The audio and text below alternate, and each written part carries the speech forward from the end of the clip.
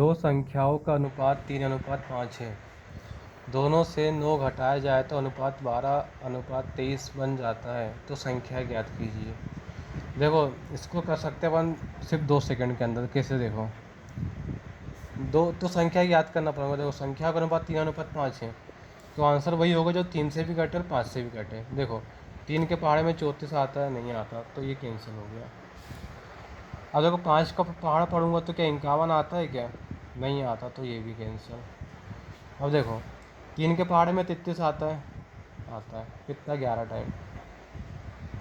और 5 के पहाड़े में 50 आता है, कितना 10 टाइम।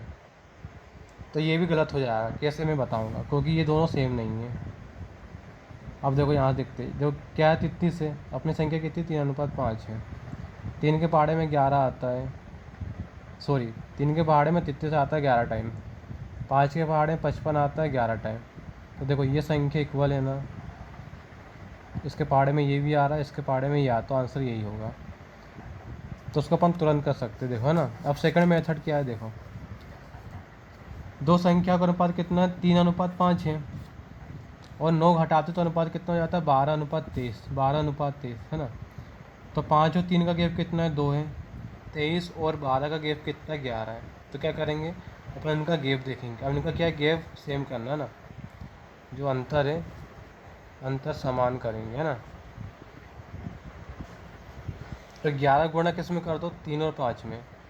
तो 11 तिया 33, 11 पछे 55, और ये 2 का गुणा नीचे 12 और 23 में कर दो। तो 12 दूनी 24 और 23 दूनी 46। तो वो संख्या पूछा था, तो वो संख्या देखो ये आ गई 33 और 55। यही तो अपना आंसर है। देखो 55 में से 9 घटाएंगे तब भी 46 हो जाएगा। क्वेश्चन की डिमांड भी यही थी कि अंतर 9 है। ठीक है।